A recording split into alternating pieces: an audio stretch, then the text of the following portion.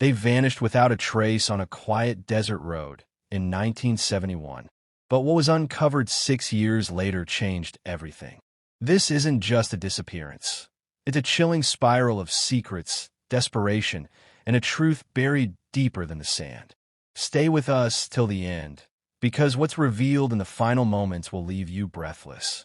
Back-end index pointing right, asterisk subscribe now, and turn on notifications, because stories like this are only just beginning.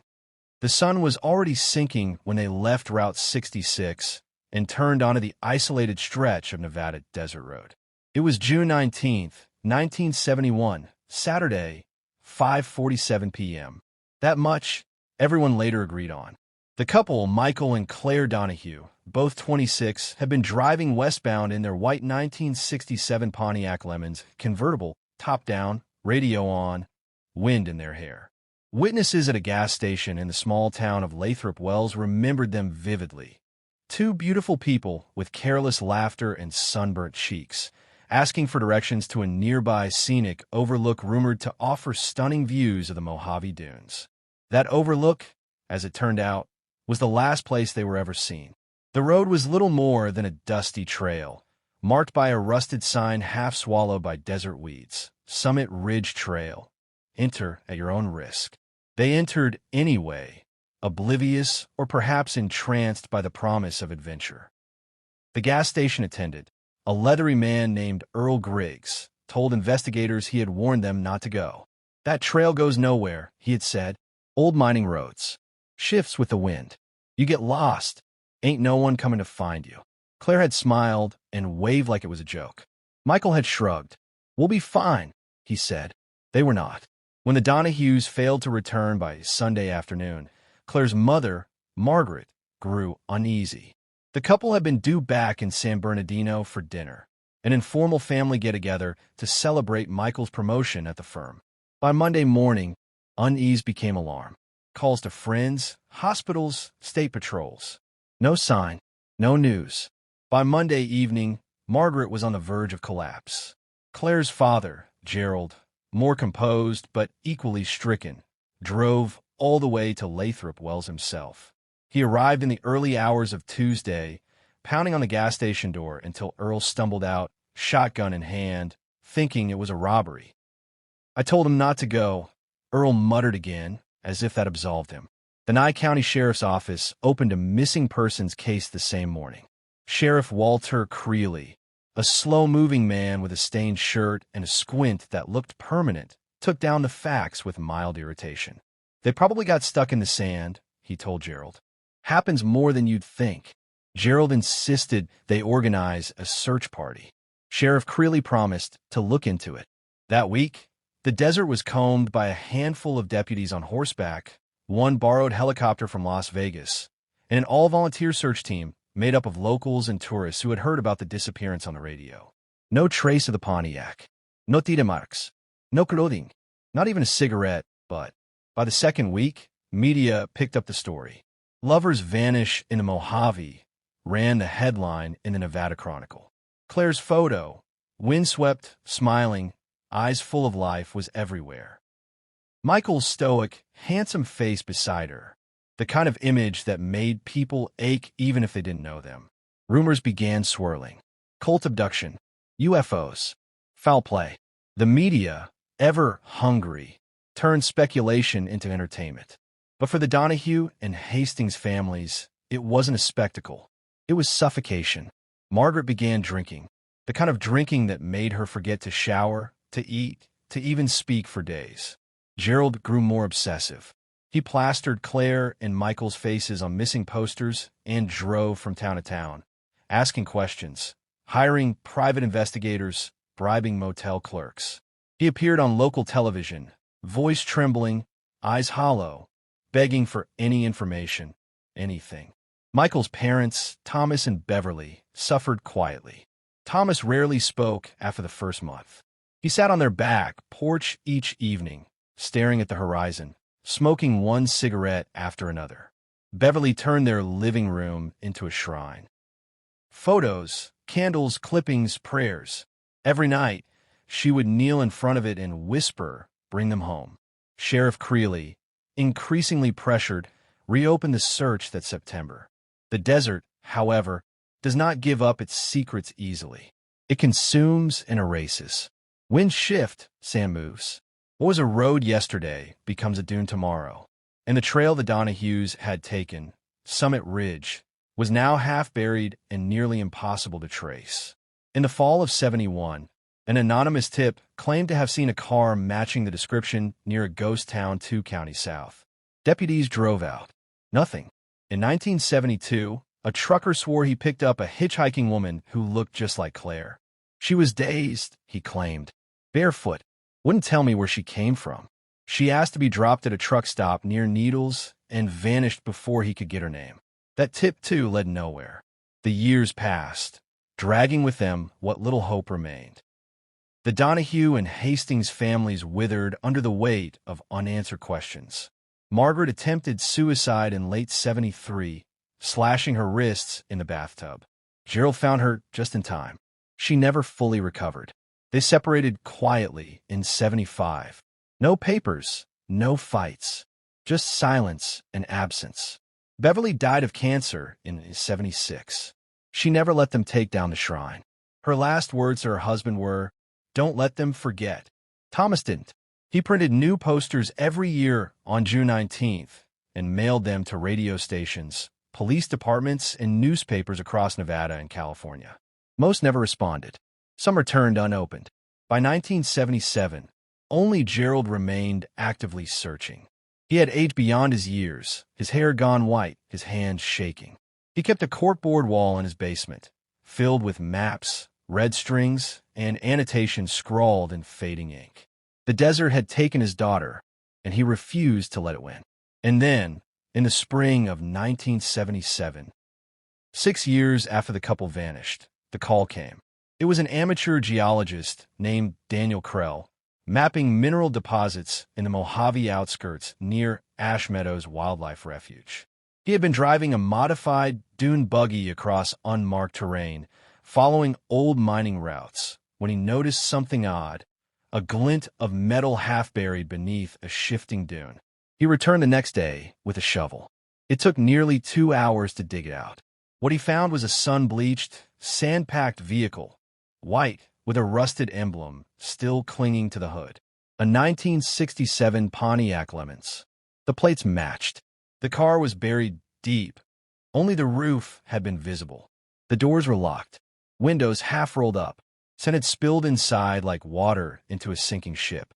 The seats were torn, sun-faded. The steering wheel was warped from heat. In the back seat, a single shoe rested, a woman's flat, beige size 7. Claire's size. The local sheriff's department roped off the area. The Pontiac was towed and examined. No blood, no bodies. The trunk was empty.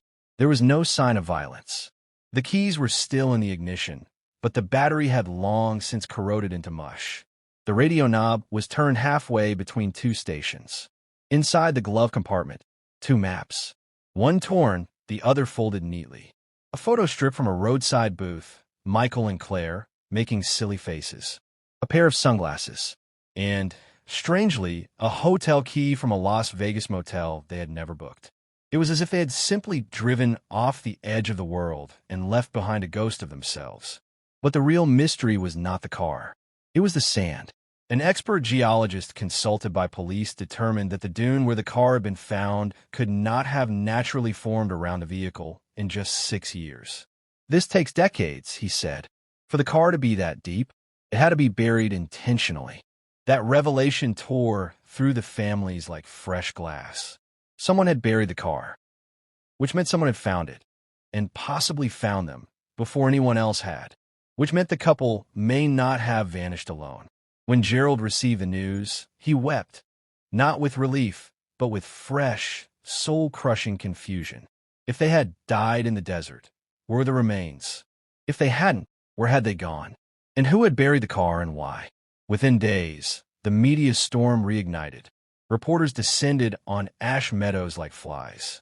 Old headlines reprinted. New theories spun wildly. Abduction, trafficking, government conspiracy. Theories Gerald had long dismissed began to whisper at the edges of his mind. The investigation was reopened. A new sheriff took over, Deputy Lillian Moss, young and sharp-eyed, with a reputation for doggedness. She had been just a child when the Donahues vanished. Now, she stood over the sand-swallowed car and felt something stir in her bones. She promised Gerald personally, "I will not stop until I find out what happened to them." Gerald wanted to believe her, but the desert had a way of swallowing promises too, especially in June, especially on roads that go nowhere. The car was hauled from the desert like a coffin, caked in decades of silence and sand. Sheriff Lillian Moss stood next to it as it was rolled into the secure unit of the Nye County impound lot, her arms crossed tightly over her chest, jaw locked. She had been sheriff for just under a year, elected on promises of modernization, accountability, and cleaning up the old department's sloppy legacy. She hadn't expected her first high-profile case to be a 6-year-old ghost story. But something about the Donahue disappearance sank its teeth into her. The moment she laid eyes on the Pontiac, she felt it. That hollow pull in the gut that tells you something is very wrong, and always has been. Lillian brought in a forensic team from Reno. Technology had come a long way since 1971. Still, time and sand had erased nearly everything.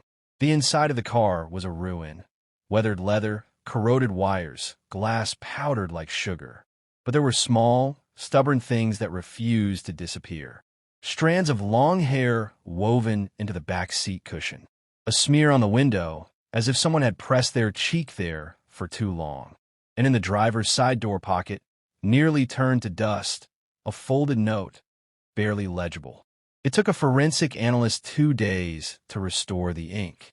When it reappeared, it chilled everyone who read it. He said we weren't supposed to be here. He locked the door from outside. I can hear him walking around the car. I don't think he's alone. Asterisk. No name. No date. Just that. Scrawled in the uneven, hurried hand of someone who hadn't expected to live long enough to explain. Lillian called Gerald Donahue the moment she confirmed it was Claire's handwriting. He didn't speak at first. When he did, it was only to whisper, so she was still alive. After the car stopped, then he hung up. The discovery changed everything. Now the investigation had a direction. Someone had locked them in.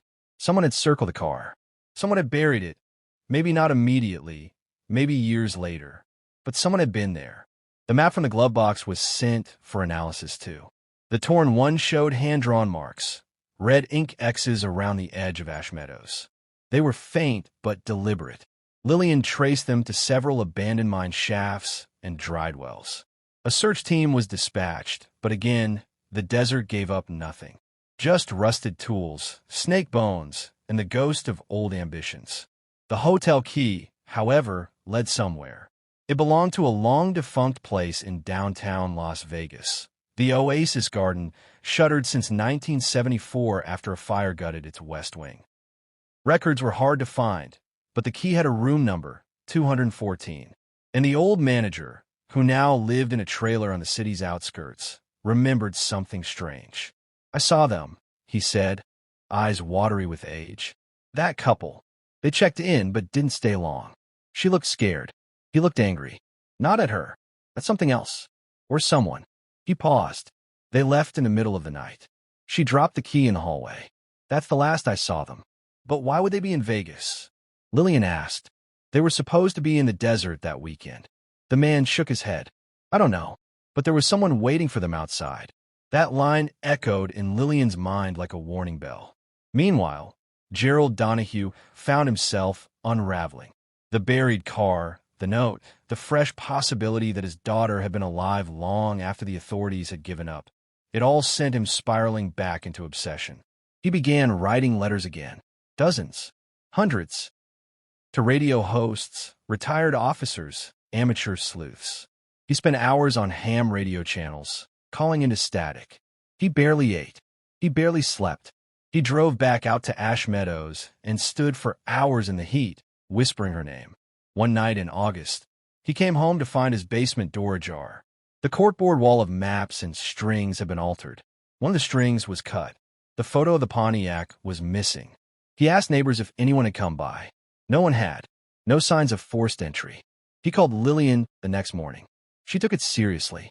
"I think someone's watching me," he said. "Someone doesn't want me digging again." Lillian, frustrated by the mounting dead ends, revisited the original case files from 1971. The notes were brief, sloppy. Sheriff Creeley had taken statements, but filed no affidavits. No search logs. No phone records.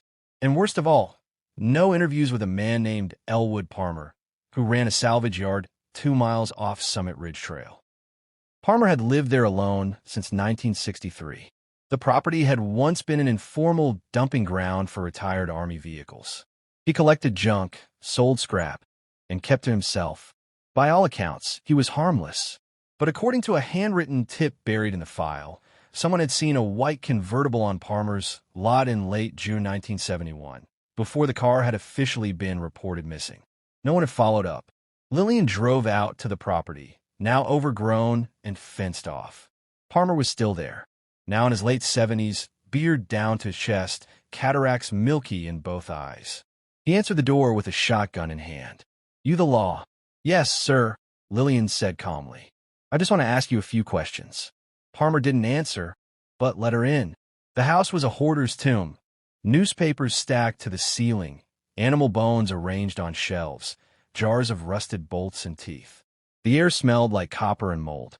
Lillian asked him directly, "Did you ever see a white Pontiac Lemons in June of 1971? He smiled, showing teeth like broken piano keys. "That was a long time ago. I have a witness who placed a car on your lot. I got a lot of cars, but you remember that one." He didn't answer. Instead, he leaned closer. "You believe in ghosts, Sheriff?" "No." "You should." She left that day with nothing but a creeping unease and the unmistakable sense that Palmer was hiding something. She returned a week later with a warrant. The search team found nothing. No car parts. No clothing.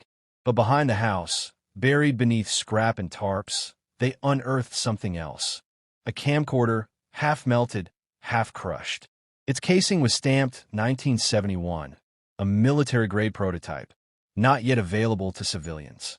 It was evidence that shouldn't have existed. Forensics pulled the damaged tape. After hours of digital restoration, they recovered 12 seconds of footage. In the flickering, black-and-white static, a desert ridge comes into view. The camera shakes. Voices. A woman's voice, faint. "Michael? Is someone there?" Then the lens swings violently toward a shadow moving between dunes. It stops. Zooms. Blurry. But there, unmistakably, is the back of the Pontiac. A figure stands next to it. Not Michael. Taller. Wearing something that looks like a trench coat and gloves. And then, the tape cuts. Gerald was shown the footage privately. He watched it in silence. When it ended, he said nothing, just turned and walked out of the room. Lillian had the image enhanced. The man in the video had no visible face, just a smooth surface, reflective, as if wearing a mask. She had the footage broadcast quietly to a few specialized channels. Military contacts, film historians, tech collectors. One man replied from New Mexico, claiming he had seen similar footage before. In 1972, on a reel confiscated from a film student who died under mysterious circumstances. The footage, he said, was labeled Project Silent Sunday. That was a term Lillian had never heard before. She ran it through FBI databases. No hits. Through CIA leaks. One mention. A defunct Army experiment in psychological warfare said to involve sensory deprivation, hallucination chambers, and acoustic manipulation. The files were classified and sealed. But now Lillian had something real. Something dark. Something buried, like the car, on purpose. And for the first time since 1971, the desert was speaking back. By autumn of 1977, the Mojave had begun cooling, but the case burned hotter than ever. Sheriff Lillian Moss couldn't sleep. Not because of exhaustion, but because of the thing behind her eyes, the glint of the mask in the degraded footage, the trembling voice on the tape, the handwritten note found in the glove box. Each thread led to another, but none closed the loop. The Pontiac hadn't crashed. The couple hadn't simply wandered off. Someone had been waiting for them. and someone had covered their tracks so meticulously that even time had been tricked into forgetting. Lillian sat in her office long after the deputies left each night. The silence in the department after dark was the kind that echoed. Sometimes, she played the tape again. That 12 seconds of jagged truth. She'd memorized every frame, every static skip, every breath. Still, no one recognized the footage. And the mention of Project Silent Sun had disappeared from military inquiry channels almost as quickly as it had surfaced. One of her contacts at the Department of Defense stopped responding entirely. Another warned her anonymously through an unsigned letter. This is not your case anymore. Let go. She didn't. Instead, she doubled down.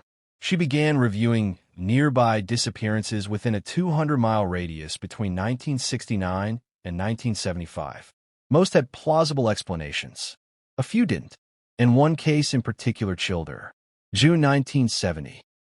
A young man named Robert Greaves vanished along Route 117, only a few miles from where the Donahues had entered Summit Ridge. Greaves had been traveling alone, heading toward the Hoover Dam for a photography project. His van was found, abandoned, keys still in the ignition. The doors were locked from the inside. A roll of undeveloped film was found in the passenger seat. When developed, the photos were mostly mundane, desert shots, sun flares, cacti. But the final 3 frames were different. The first showed a silhouette, far in the distance, standing on top of a ridge. Tall, lean, not walking, just watching. The second was taken closer. The figure had moved, now half concealed behind a rock formation. It appeared to be wearing gloves and something metallic around its face. The final photo was entirely black, as if the camera had been snatched mid-shot. Greaves was never found. Lillian had the Greaves file reopened. The film negatives had been sitting in an evidence box, untouched for 7 years. Now they were placed side by side with the Donahue tape. The match was uncanny. Same mask, same height and posture, same sense of lurking in the margins. Lillian began to wonder if what she was chasing wasn't a killer or a kidnapper or even a man at all, but something older, something careful, something ritualistic.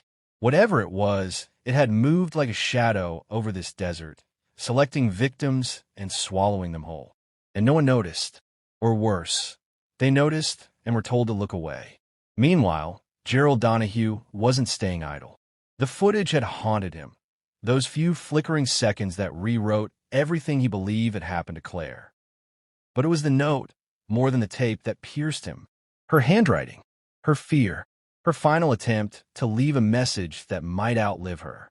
He returned to Ash Meadows once again, this time not with searchers or news crews, but alone. He rented a small trailer outside of Pahrump, outfitted it with a cot, notebooks, a map board, and began driving to the coordinates Lillian had marked on the torn map, places Claire had circled, though no one knew why. One such place lay 20 miles north of the buried car, a flat valley choked with creosote bushes and heat-shattered stones. In its center stood the remains of an old mine shaft, collapsed decades ago. Gerald climbed down into the opening with a rope and flashlight. Inside, he found nothing at first, just dust, rusted cans, and a crumbling wooden beam that nearly gave way beneath him. But near the back of the shaft, something glinted. A bracelet. Claire's. Her initials were engraved inside, CD. Gerald nearly dropped it. His knees buckled. He stared at the metal as if it might speak. It hadn't been there long. There was no corrosion, no bite of rust, as if it had only recently been placed there. He stumbled out of the mine and into the dying light of dusk, clutching the bracelet like it was a part of her, as if she might be watching him, even now, as if he wasn't alone. That night, he wrote to Lillian. When she arrived the next morning, he showed her the bracelet. She examined it closely. Authentic, real, unmistakable. But what struck her was what he said next. I think someone's trying to lead me. Ooh, I don't know. But they knew I'd come here. They left this for me to find. Back in the sheriff's office, Lillian began to consider the impossible. If someone had been placing clues, not 6 years ago, but now, then the case wasn't cold. It was active, which meant someone out there had knowledge only the perpetrator could possess, or the victims. She did something drastic. She called Thomas Donahue. Michael's father, who now lived in a VA home in Sacramento. He hadn't spoken publicly in years, but when Lillian mentioned the bracelet, his voice cracked through the phone. "I had a dream," he said, "just before Beverly died." "What kind of dream?" "She was in the desert." Both of them were. Claire was whispering something, but I couldn't hear. Michael was behind her, pointing at something. A circle in the sand.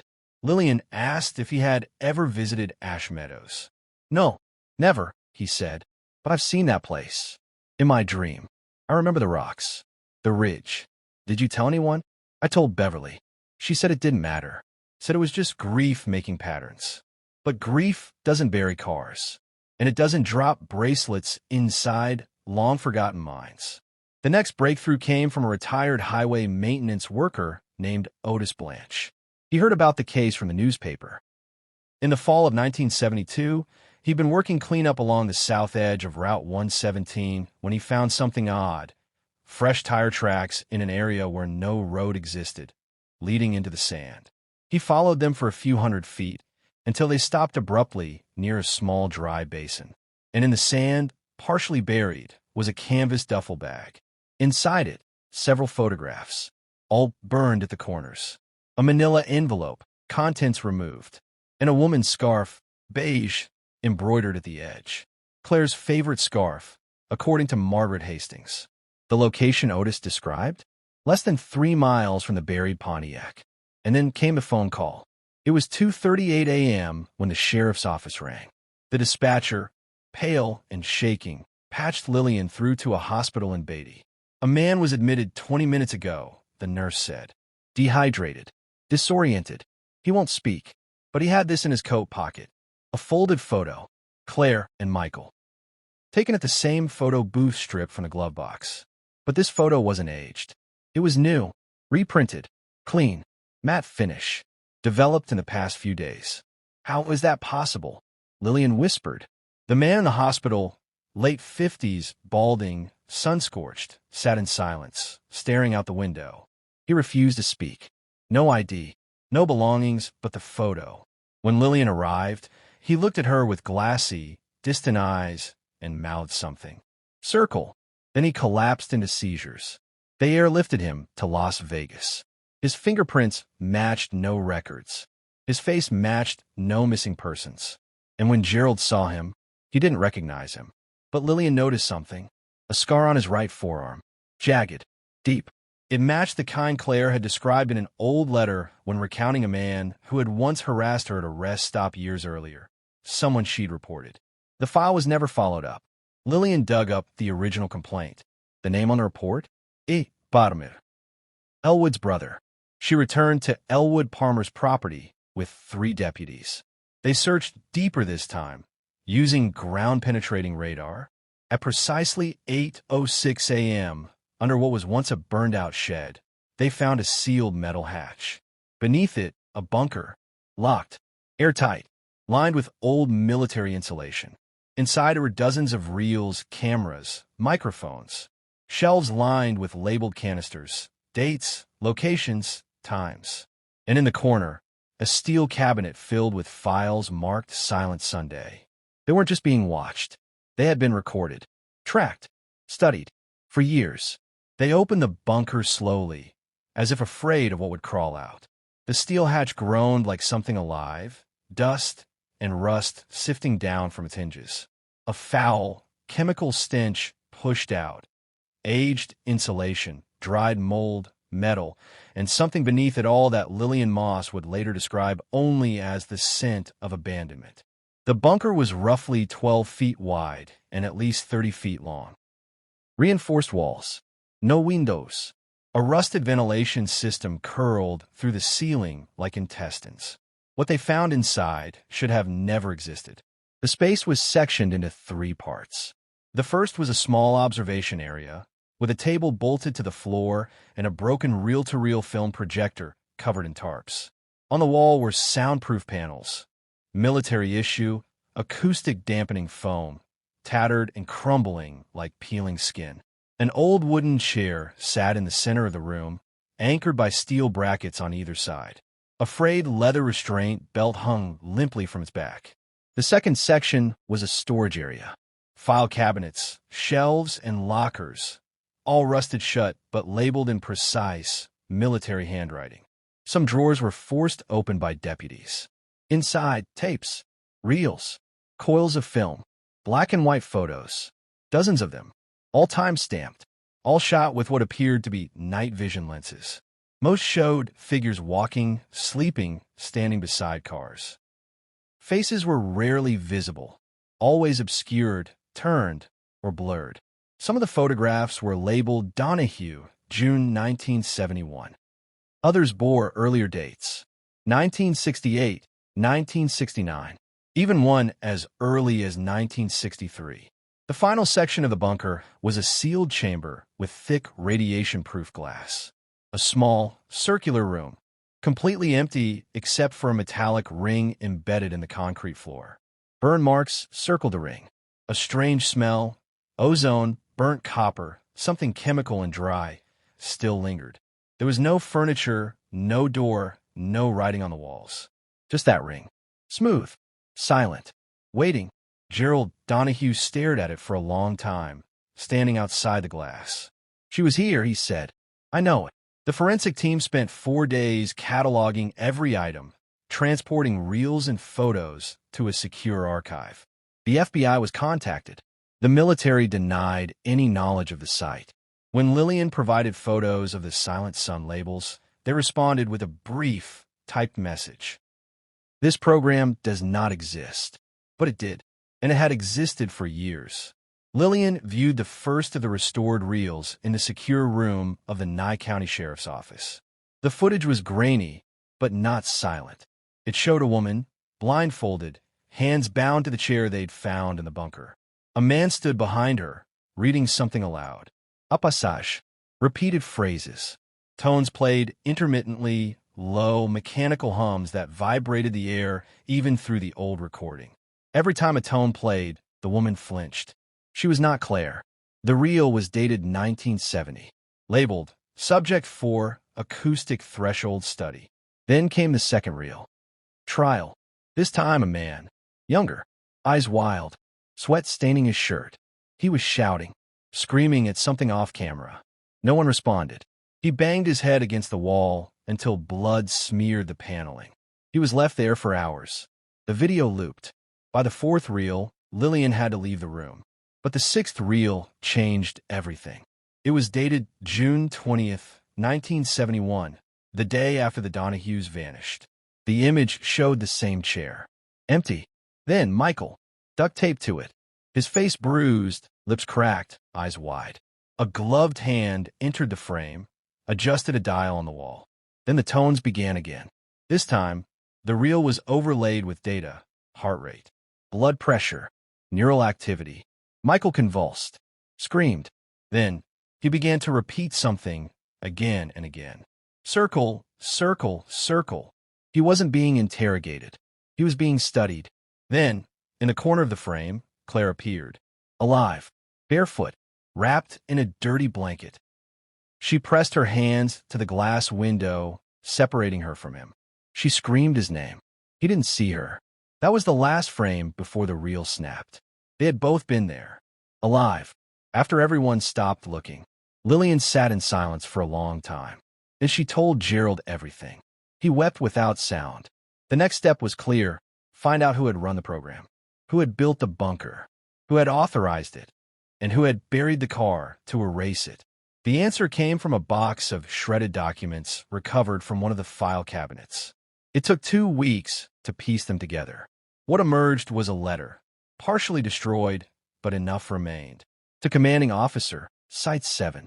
Operation Silent Sun is to be suspended indefinitely. Do not recover subjects. Do not disclose findings.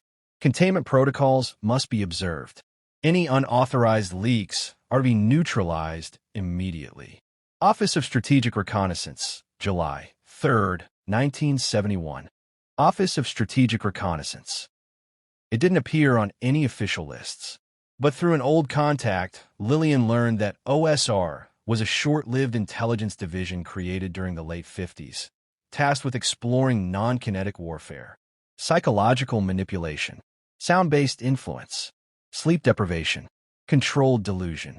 Most of their experiments have been terminated. Some were quietly absorbed into MK Ultra. But Silent Sun? It was never supposed to exist. That same week, a break came from an unexpected place. The hospital.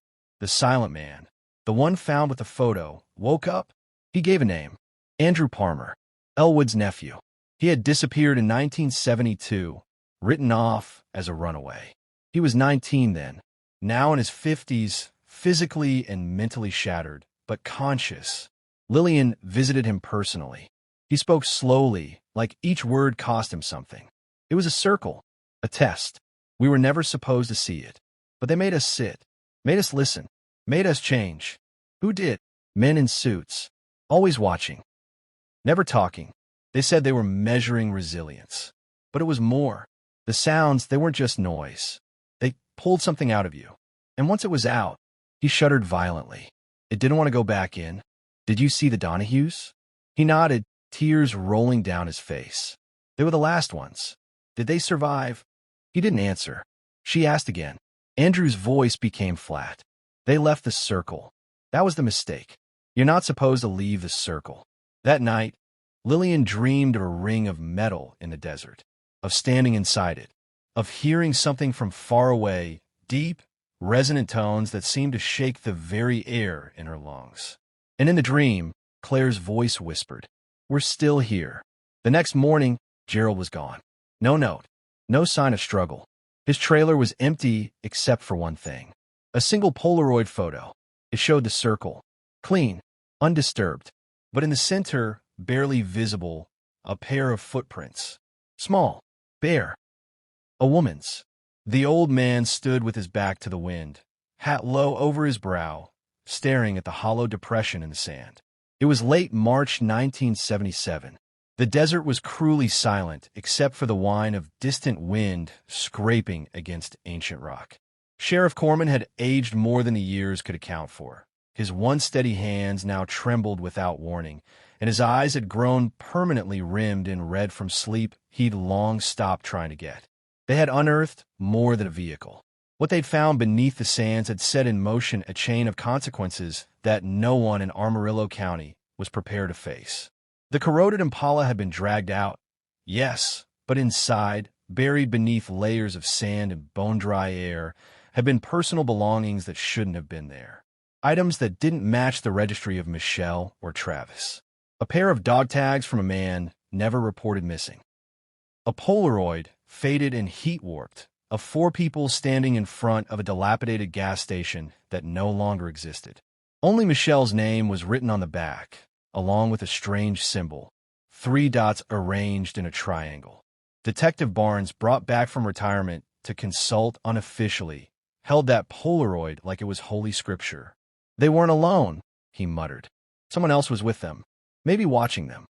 In the small living room of a weathered house outside El Paso, Karen Withers, Michelle's mother, kept the image in her hands long after the detectives had left. Her fingers traced the silhouette of her daughter.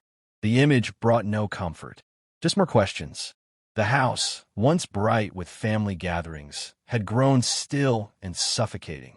Gerald, her husband, barely spoke anymore.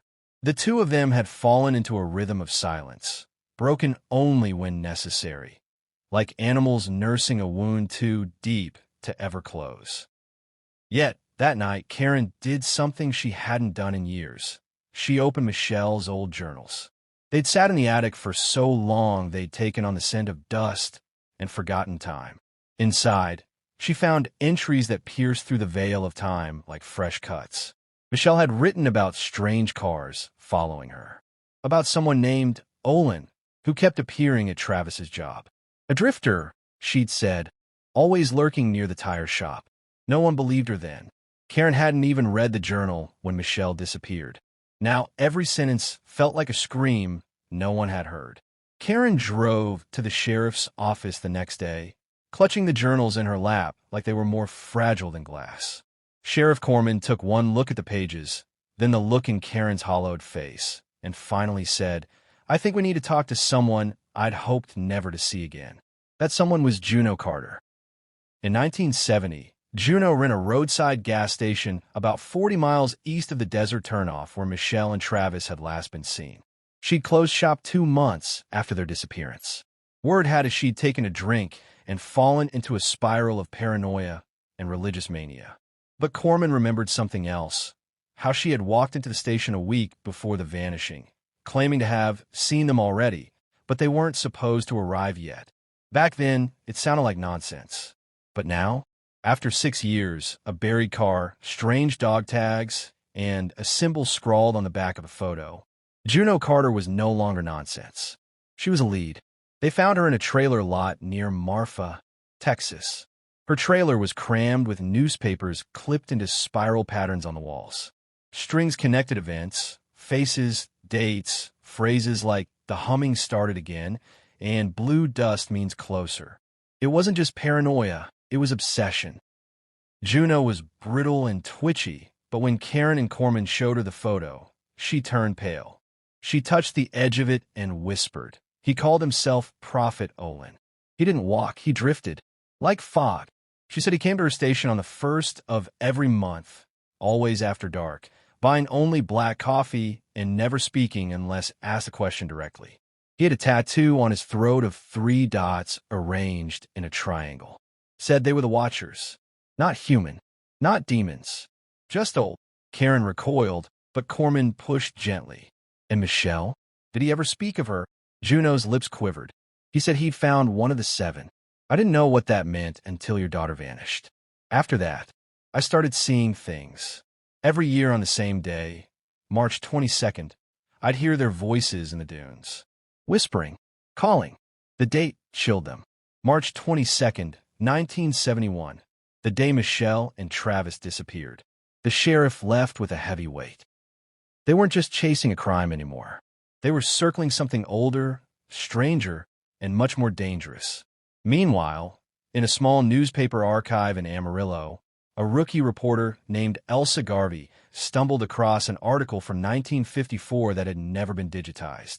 It told of a similar vanishing, a young couple, Caleb and Nina Horn, whose car was found years later in the same region, also buried under sand, also empty.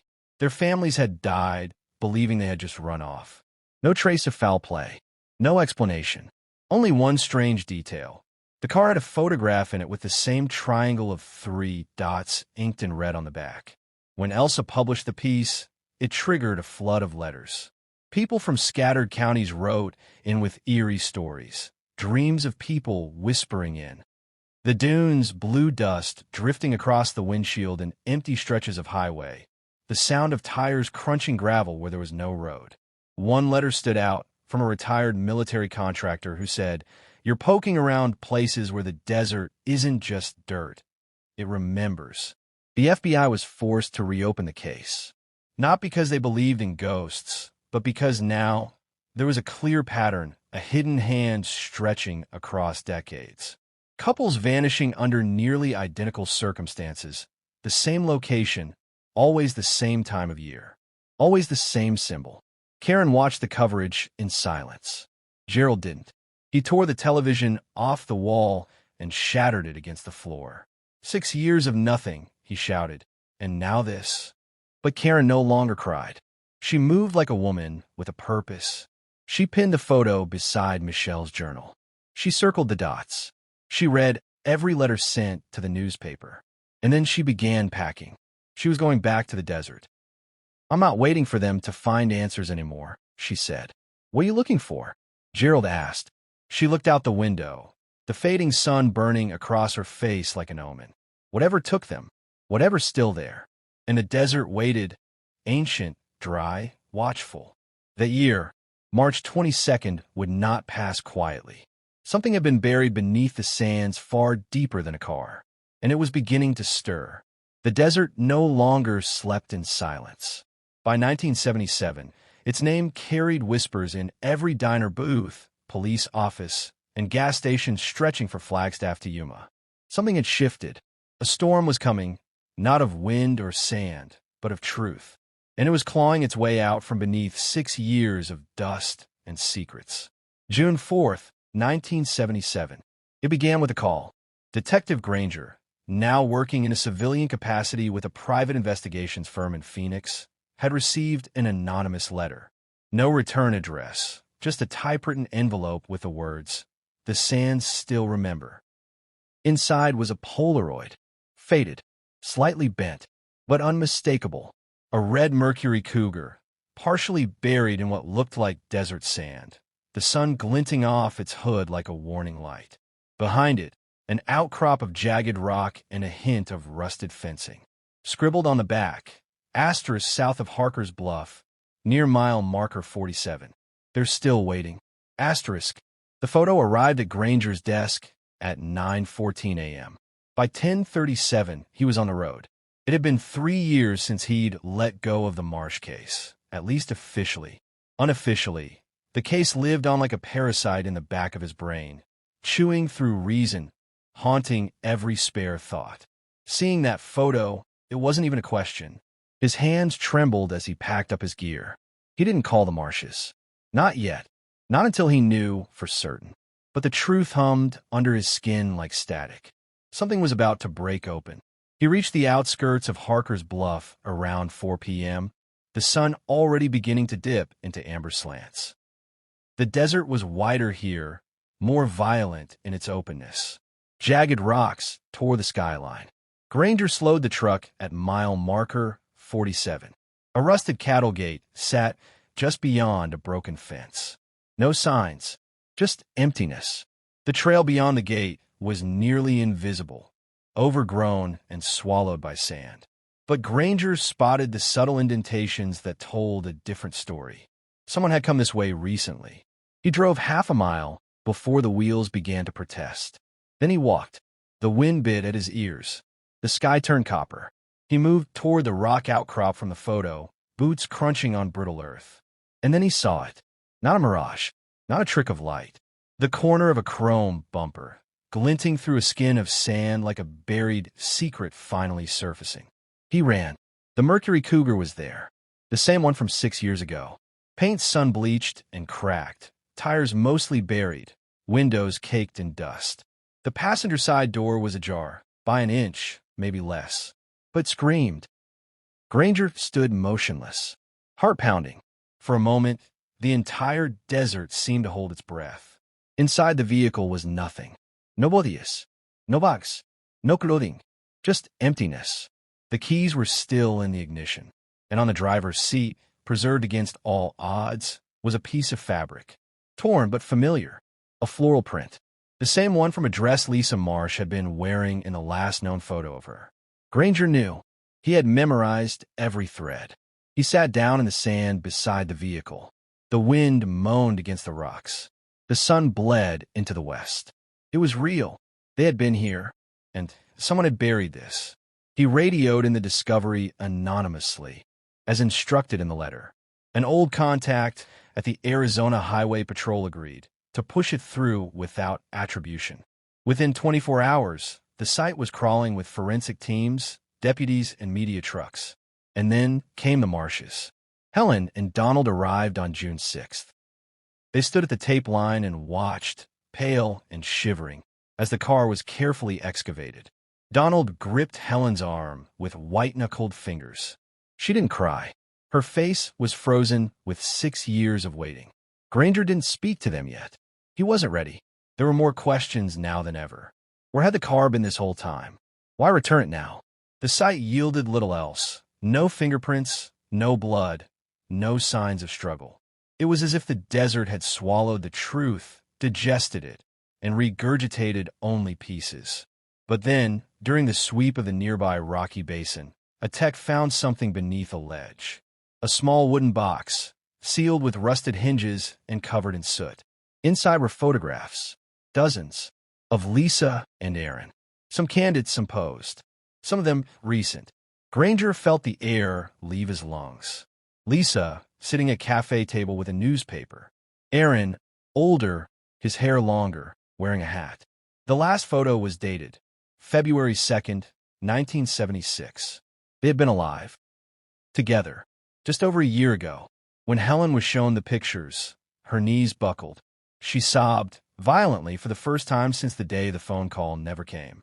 Donald didn't move, just stared at the photos with something ancient burning behind his eyes. Rage, and something else. Recognition.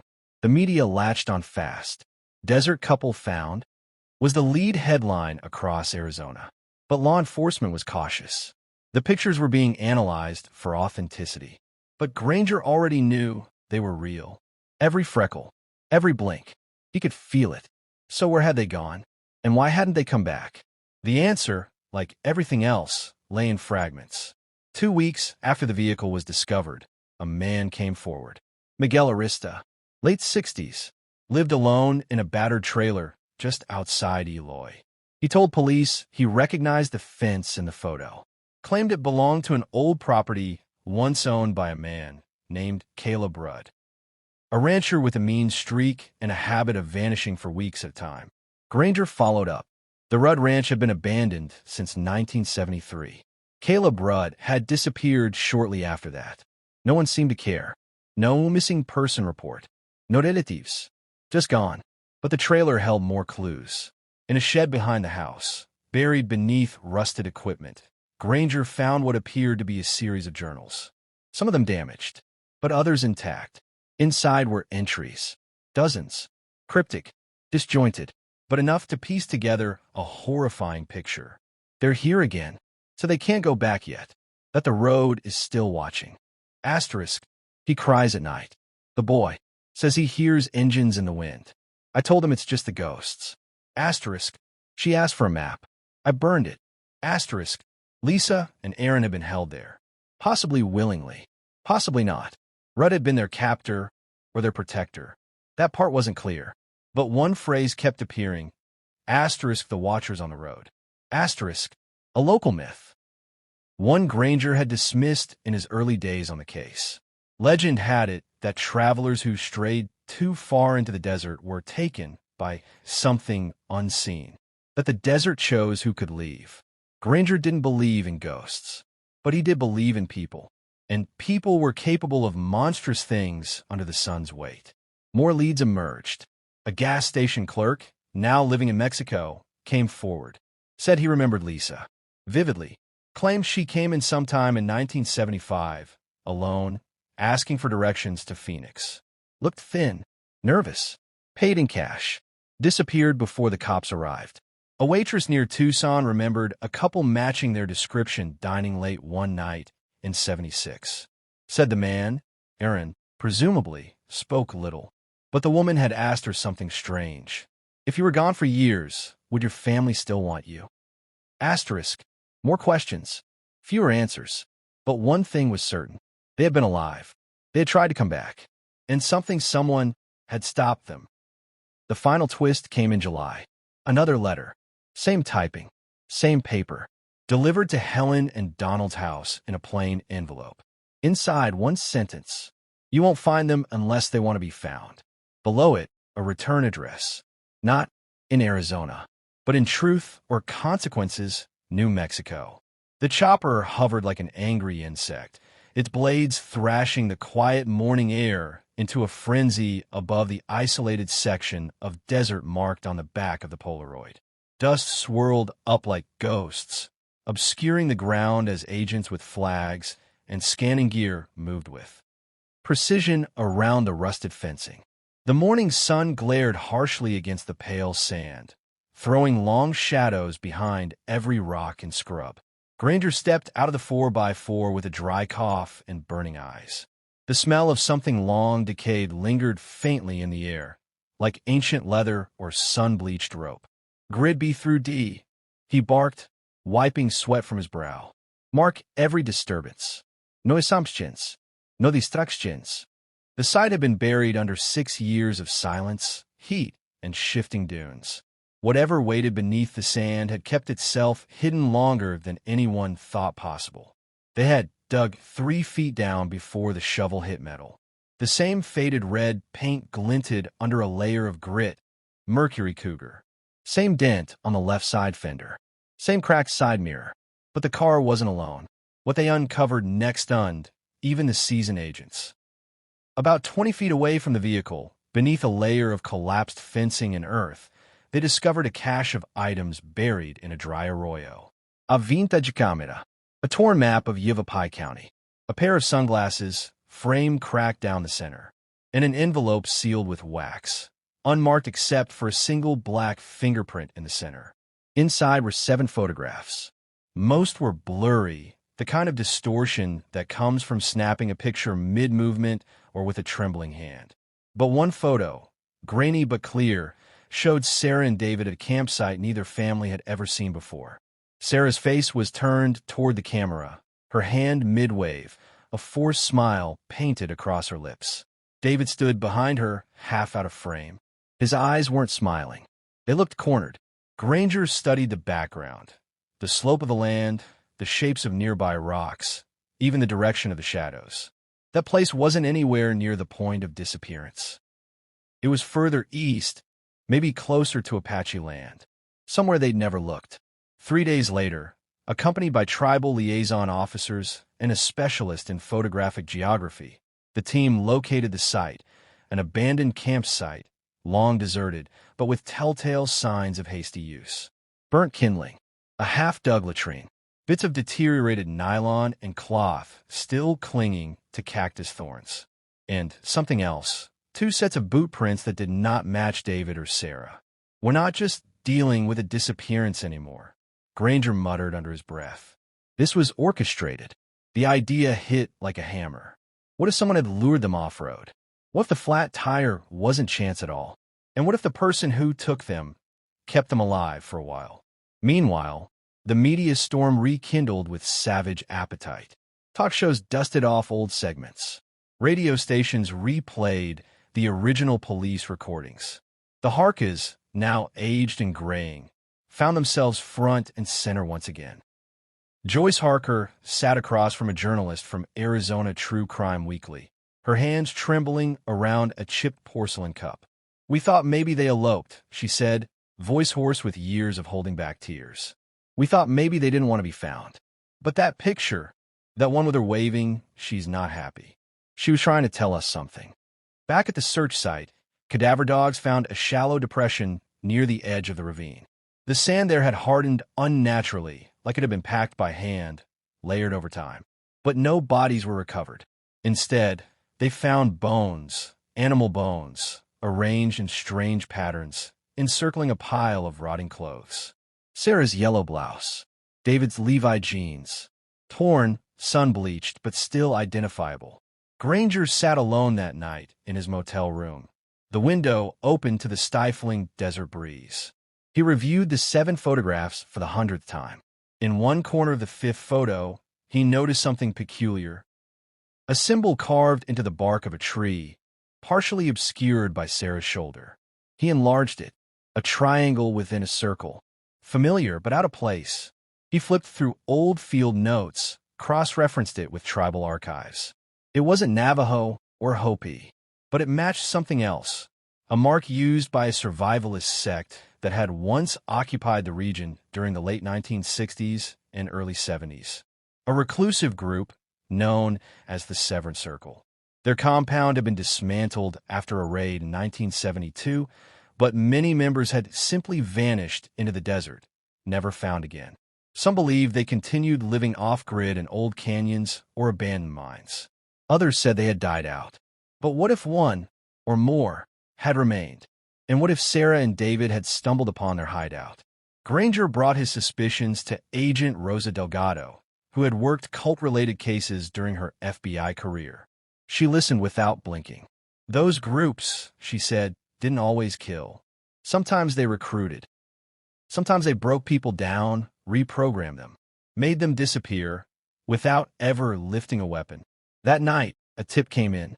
A man, clearly intoxicated, called a hotline claiming he had seen a woman resembling Sarah Harker working as a nurse aide in a backwater hospice in Tucumcari, New Mexico, 5 years earlier. She had no ID, no last name. Quiet, kept to herself, left suddenly after just 3 months. The hospice had closed since. No records were found, but the dates matched a gap in one of the photo's timestamps. Sarah could have been there. Granger's mind reeled. If Sarah escaped, how? Why hadn't she returned? He pushed deeper into the Severn Circle archives, requesting declassified files from the Bureau. In one transcript from a former member's interview, a statement stood out. If someone breaks the oath, they're sent to the hollow. No doors, no light, no memory. They come back different, if they come back at all. Granger had once dismissed those tales as delusions. But now, with the evidence piling up and Sarah's eyes frozen in that photo like a desperate whisper, he wasn't so sure. Something had happened out there in 1971. And now, in 1977, the desert was ready to confess. But not before claiming one more secret. That secret arrived in the form of an unmarked envelope slid under Granger's motel door at 3:19 a.m. Inside was a cassette tape. No note, no label. We pressed play, static crackled, followed by a woman's voice, weak, trembling, and unmistakably real. Please, my name is Sarah Harker. If anyone finds this, I don't know where I am. They don't call a name, but it's underground. Cold. Always cold. He says if I remember who I am, I'll never leave. But I do remember. I remember everything, and someone please bring us home. The tape ended with a loud click. Granger sat motionless for a long time. She was alive, or had been. The race was on. The wind had never ceased its whispers along the margins of the Nevada desert. Even as the final days of August 1977 slid into early September, the air held a hollow chill despite the heat, an echo of the 6 years that had stolen more than time from the Whitlock and Dane families. What remained was a silence, so heavy it crushed conversation, memory, and even hope.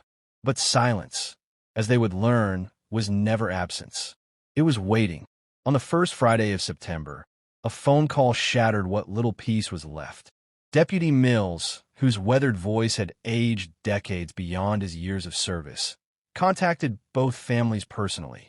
He didn't use official channels, nor did he bring backup when he invited them to a makeshift staging post 30 miles north of Ash Hollow. No media, no press, just them. The desert had spoken. A hiker had stumbled upon something far from the usual trail, an exposed curve of rusted metal half-buried near a dry arroyo. The sun and wind had stripped the soil down slowly, mercilessly, year after year. What emerged wasn't random debris. It was part of the missing vehicle. Not the Beetle. Something else. An old Chevy pickup truck, its license plate warped but partially legible. It had been registered to William Dane's uncle in 1970. When the families arrived at the staging post, Mills didn't greet them with answers. He offered something colder, photographs. Dozens of them, spread across the hood of his cruiser like tarot cards. One showed the unearthed truck's cab, its door forced open by time. Another revealed tools in the truck bed, shovels, chains, burlap sacks.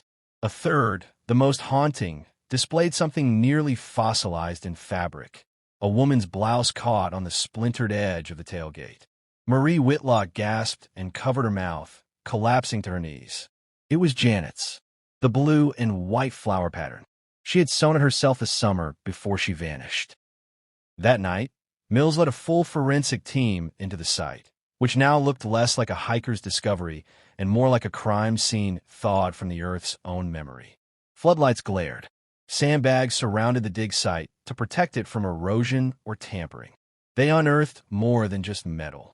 Rusted beer cans, bullet casings, an old CB radio, still faintly tagged with the faded letters, Whitlock Dane. But still no bodies. No bones. No vited. Then came the map. It was wedged behind the dashboard of the truck, rolled tightly, brittle with age. Marked in red ink, dry and cracked, was a narrow route veering west of Ash Hollow, ending in a circle. Beside it, scrawled in almost illegible handwriting, were 3 words. They said yes.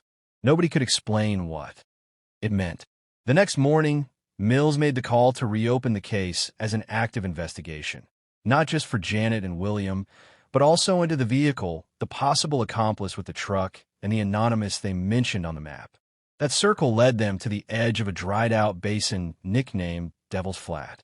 Here, the sand had settled strangely, almost sunken. With ground-penetrating radar, they identified voids beneath the crust. Not caves, chambers. The excavation took 4 days.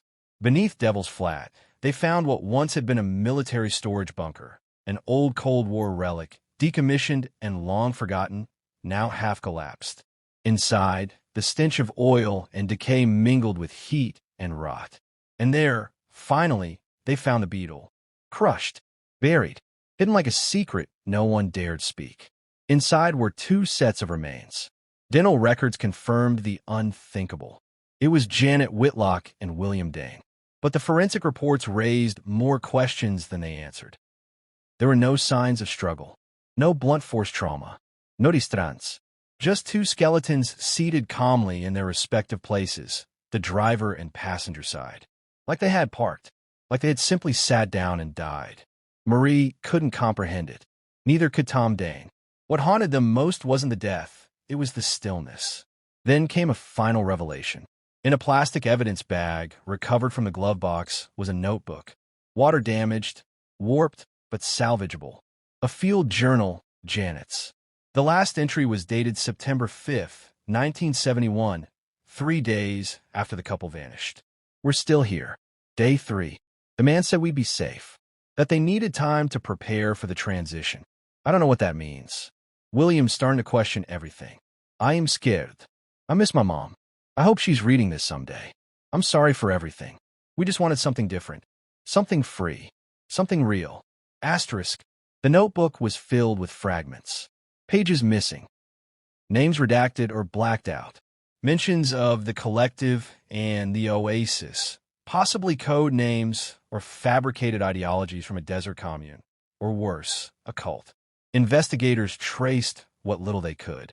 It led to a former Air Force survivalist named Curtis Vell, who had gone off-grid in 1970 and was known to have recruited young people disillusioned with mainstream society. He preached about off-the-grid living and purification through disconnect. But Vell died in a fire in 1973, and his followers vanished soon after. No trace, no camp, no confession, just bones and a buried beetle and echoes of a belief system lost to time. For the Whitlock and Dane families, there was closure, but no peace. Marie sat alone outside her porch every dusk, reading the last page of her daughter's journal. She never cried anymore. She didn't need to. Her grief had fossilized into something else, a quiet, unbreakable mourning. Tom Dane remarried eventually, but his eyes never changed. He aged fast, like a man who had walked too far into something unspeakable and come back hollow. The site at Devil's Flat was officially closed, sealed, and declared federally restricted. No monument was built, no plaque installed, just sand and whispers. In the years that followed, other disappearances in the desert were occasionally linked to the oasis theory, but none were proven. The truth, whatever it was, remained buried, not by conspiracy or malice, but by time. Some said Janet and William were seduced by the dream of an alternate life, only to be sacrificed to its nightmare. Others said they never died at all, that the bodies were planted and the real couple had fled under false names. But Marie never believed that. She knew her daughter, and in the final lines of that battered journal, Janet had written one last thing. If we don't make it back, just know it wasn't your fault. We wanted to believe in something, but we were too young to know the cost. Asterisk. The wind still howled across Devil's Flat. Sometimes, hikers would claim they heard laughter in the dusk, or headlights blinking in the distance with no road leading to them. But those were just stories. Like all tragedies the desert keeps, eventually they turned to sand,